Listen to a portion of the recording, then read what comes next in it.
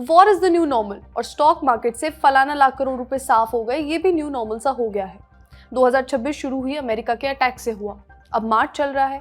America वही है, बस जिस देश पर अटैक हो रहा है वो देश बदल गया है। ऐसे में हम जैसे छोटे इन्वेस्टर्स कैसे अपना पैसा इन्वेस्ट करें, कहाँ करें? स्टॉक मार्केट क्रैश जैसी सिचुएशन बन रही है, ऐसा काफी एक्सपर्ट्स ने बोला है। ऐसे में करें तो क्या करें? ये अनिश्चितता सिर्फ शेयर मार्केट नहीं पर गोल्ड, सिल्वर, म्यूचुअल फंड्स हर जगह है। तो आज इसी बारे में समझेंगे। हाय, मैं हूँ श्रुति और आप देख रहे हैं खर्चा पानी। Brought to you by Candid, Rajnigandha and ITEL.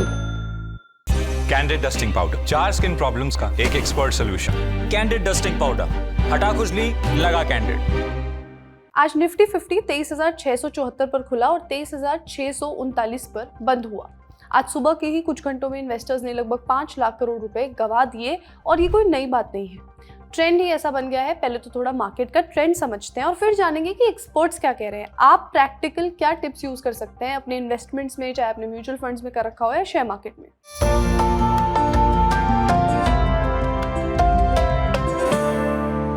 Share बाजार सिर्फ कंपनियों की कमाई से नहीं चलता, उस पर वर्ल्ड पॉलिटिक्स, एनर्जी की सप्लाई, विदेशी निवेशकों का भरोसा और कई तरह के ग्लोबल फैक्टर्स असर डालते हैं। अभी जो गिरावट दिख रही है उसके पीछे 4 बड़े रीजंस दिख रहे हैं। पहला तो है क्रूड ऑयल के दाम। पिछले कुछ दिनों में अंतर्राष्ट्रीय बाजार में तेल की कीमतें अचानक बढ़ गई हैं। वेस्ट एशिया में तनाव बढ़ने की वजह से दुनिया के सबसे इंपॉर्टेंट समुद्री रास्तों में से एक स्ट्रेट ऑफ हॉर्मुज पर खतरा है। हमने आपको इसके बारे में पिछले एपिसोड में भी बताया था। वही रास्ता जहां से दुनिया के बड़े हिस्से का तेल समुद्र के रास्ते होकर गुजरता है। इस इलाके में कंटेनर, कार्गोज और जहाजों पर हमले हुए हैं। इससे तेल की सप्लाई रुकने का डर बढ़ गया है।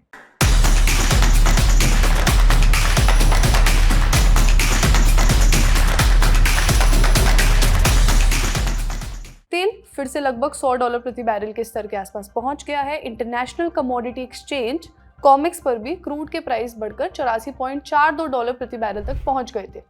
अब भारत अपनी जरूरत का लगभग 85% कच्चा तेल इंपोर्ट करता है। तो अब सोचिए कि हम कितना डिपेंडेंट है।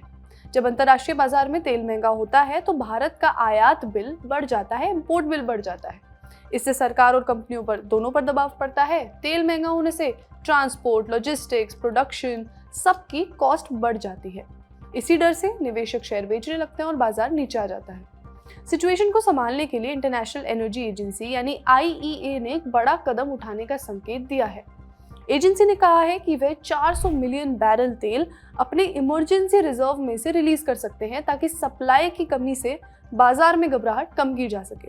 मतलब कि जहाँ से तेल आ रहा है नॉर्मली वहाँ से नहीं आ पा रहा है, तो एक एजेंसी है जो एनर्जी के मामलों को देखती है पूरी दुनिया में।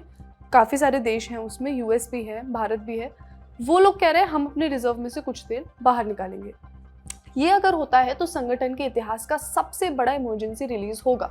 हालांकि अभी क्लैरिटी नहीं मिली है कि तेल बाजार में कब आएगा। दूसरा कारण है भारतीय रुपए की कमजोरी। तेल की कीमतें बढ़ने से भारत को ज्यादा डॉलर खर्च करने पड़ रहे हैं। जाहिर सी बात है, इससे डॉलर की मांग बढ़ जाती है और रुपए पर प्रेशर पड़ता है। इस समय भारतीय रुपया 92 रुपए प्रति डॉलर के नीचे ट्रेड कर रहा है, जो आज तक का लोएस्ट लेवल चल रहा है। इससे इंपोर्ट्स महंगे होते हैं, कंपनीज की कॉस्ट बढ़ती है और जो फॉरेन इन्वेस्टर्स होते हैं वो अक्सर मजबूत और जहां स्टेबल होती है करेंसी, बैलेंस्ड होती है, उन वाले मार्केट्स में जाते हैं।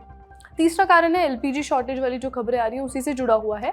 स्ट्रेट ऑफ हॉर्मुज में सप्लाई रुकने पर LPG यानी कुकिंग गैस की सप्लाई पर भी फर्क पड़ रहा है। आपने काफी सारे विजुअल्स इस बारे में पिछले कुछ दिनों में देखे होंगे। कुछ जगहों पर छोटे छोटे ढाबों पर या फिर फूड जॉइंट्स हो गए, उनमें गैस सिलेंडर मिलने में परेशानी हो रही है। कई छोटे बिजनेस टेम्परेरी तौर पर बंद होने की कगार पर हैं। फिलहाल LPG की सप्लाई को कुछ इंपॉर्टेंट एरियाज के लिए प्रायोरिटाइज कर दिया गया है। सरकार ने बताया कि डोमेस्टिक को बढ़ावा देंगे या फिर हम CNG की तरफ देखेंगे, जैसा भी। लेकिन अब ऊर्जा की सप्लाई को लेकर इतनी अनिश्चितता होती है तो बाजार में डर का माहौल बन जाता है और निवेशक जोखिम लेने से बचते हैं। चौथा और सबसे डायरेक्ट रीजन जो अभी है वो है विदेशी निवेशकों की लगातार बिकवाली। शेयर मार्केट में 2 तरह के बड़े इन्वेस्टर्स होते हैं। एक तो जो हम लोग होते हैं कि इंडिविजुअल इन्वेस्टर, एक इंसान जो कर रहा है अपने तौर पर, और एक बड़े इन्वेस्टर्स होते हैं। उनमें से एक होते हैं DII यानी डोमेस्टिक इंस्टीट्यूशनल इन्वेस्टर और दूसरे होते हैं FII यानी फॉरेन इंस्टीट्यूशनल इन्वेस्टर्स। अब FII में विदेशी फंड्स होते हैं, जो ग्लोबल एसेट मैनेजमेंट कंपनीज होती हैं, विदेश की बड़ी कंपनीज, पेंशन फंड्स, ये सब शामिल होते हैं जो भारत जैसे बाजारों में पैसा लगाते हैं। लेकिन अभी हालात ऐसे हैं कि ये विदेशी निवेशक लगातार पैसा निकाल रहे हैं। सिर्फ मार्च के महीने में ही एफआईआईज ने करीब 39,000 करोड़ रुपए के भारतीय शेयर बेच दिए।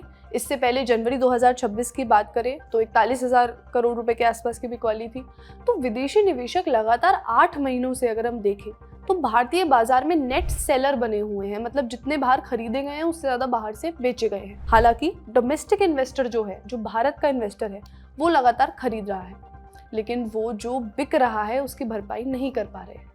इकोनॉमिक टाइम्स के हिसाब से जियोजिट इन्वेस्टमेंट के chief investment strategist VK Vijay Kumar का कहना है कि बाहरी दबावों की वजह से बाजार कमजोर जोन में चला गया है।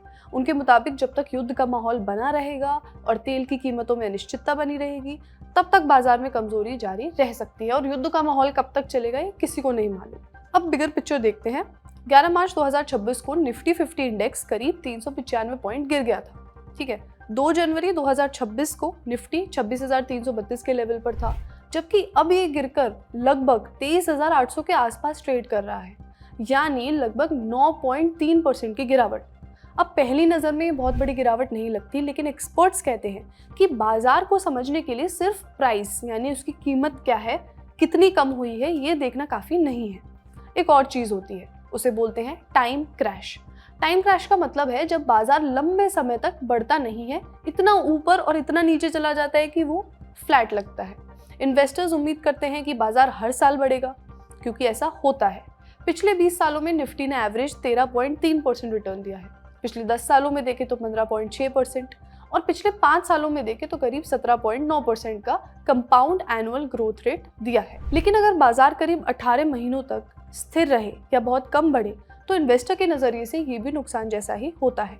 अगर 20 साल का औसत आप देखिए कि 13.3% रिटर्न मानकर आप कैलकुलेट करें तो पिछले 18 महीने में ये टाइम क्रैश 20% के बराबर बैठता है, तो उस हिसाब से टोटल गिरावट लगभग 29% के बराबर मानी जा सकती है। अगर हिस्ट्री को देखें तो शेयर बाजार में इससे भी बड़े क्रैश पहले हो चुके हैं, जैसे जो .com बबल आया था 2000-2001 में निफ्टी में करीब 53% गिरावट हुई थी। इसके बाद 2008 में जो ग्लोबल फाइनेंशियल क्राइसिस आया था उसमें निफ्टी लगभग 60% गिरा था, और हाल ही में 2020 में जब कोविड-19 की महामारी आई थी उस दौरान बाजार करीब 39% तक गिर गया था।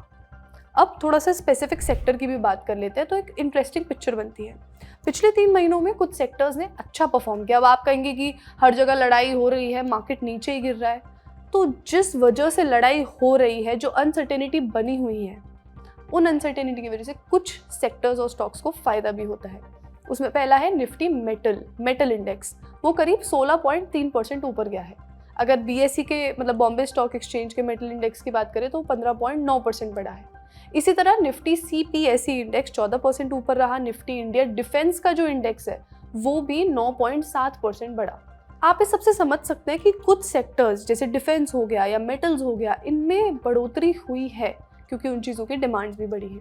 इन सेक्टरों में तेज़ी की एक वजह यही ग्लोबल हालत रही है। अब सबसे बड़ा सवाल वही है जो हर छोटे इन्वेस्टर के मन में है, अगर बाजार गिर रहा है तो क्या अभी इन्वेस्ट करें या जो इन्वेस्ट कर रखा है उसे निकाल लें, जैसा कि ज़्यादातर लोग कर रहे हैं। ये बहुत कंफ्यूजिंग हो गया है। इसे समझने के लिए हमने एक चार्टर्ड फाइनेंशियल एनालिस्ट से बात करी है जो कि मार्केट एक्सपर्ट है। सुनिए। पूरा मार्केट करीबन 10% गिर चुका है। हमारा निफ्टी 50 10% तक गिर चुका है। इनफैक्ट ग्लोबल फाइनेंशियल क्राइसिस हो गया, कोविड-19 हो गया, देन रशिया यूक्रेन वॉर की स्टार्टिंग में, इन सभी वॉर्स या क्राइसिस के बीच में निफ्टी करेक्ट ऑलमोस्ट मतलब 30 से 60% तक हो चुका है। क्राइसिस होने के बावजूद सबसे महत्वपूर्ण जो बात है ये है कि विद इन एन ईयर ये सारे इंडेक्सेस और जितने भी मार्केट्स हैं हमारे, ये रीबाउंड कर गया और अपने बैक टू नॉर्मल पोजीशन में आ गया विद इन 1 ईयर। जब सिनेरियो नॉर्मलाइज होता है, काम डाउन होता है, मार्केट्स रीबाउंड करता है, इनफैक्ट स्ट्रॉन्गर आता है। अगर आप कोई भी क्राइसिस के 1 ईयर 2 ईयर रिटर्न्स देखेंगे तो हमेशा डबल डिजिट रिटर्न आपको मिलेगा। इन जनरल मेरा एडवाइस ये है कि इस पीरियड में इन्वेस्टर्स को घबराना नहीं चाहिए। रादर आपको अगर मौका मिले, आपके पास एक्स्ट्रा पैसा है तो आपको इस मार्केट में ज़रूर ख़रीदना चाहिए। अपने प्राइसेस को एवरेज आउट करना चाहिए ताकि जब मार्केट रीबाउंड हो आपको रिटर्न बेटर मिले, आपका अल्फ़ा जनरेट हो, आपको एक एक्स्ट्रा बोनस टाइप का मिले। इस मार्केट में मैं किसी को एडवाइस नहीं करूँगा कोई पर्टिकुलर सेक्टर में इन्वेस्ट करने का, बिकॉज जनरल रीज़न ये है कि सेक्टर इस मार्केट में पिक करना बहुत डिफिकल्ट है। किसी को नहीं पता नेक्स्ट 10 डेज़ में, 15 डेज़ में या 1 मंथ में कौन सा सेक्टर इम्प्रूव करेगा या बढ़ेगा, बिकॉज बहुत ज़्यादा अनसर्टेनिटी है। आप लार्ज कैप कंपनीज़ में इन्वेस्ट करें इस टाइम पे, क्योंकि उसमें वॉलेटिलिटी कम होती है, सेफ्टी ज़्यादा रहती है as compare to small cap and mid cap companies.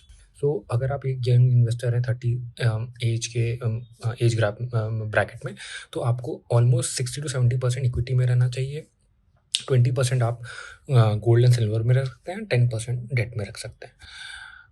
और अगर आप 50+ एज ब्रैकेट में हैं तो आपको 40% से 50% इक्विटी में रहना चाहिए, 30% in gold and 20% in debt. क्या आपके भी कुछ सवाल हैं? आप कहाँ इन्वेस्ट कर रहे हैं? आप कैसे मनी को यूटिलाइज कर रहे हैं? हमें कमेंट्स में बताइए।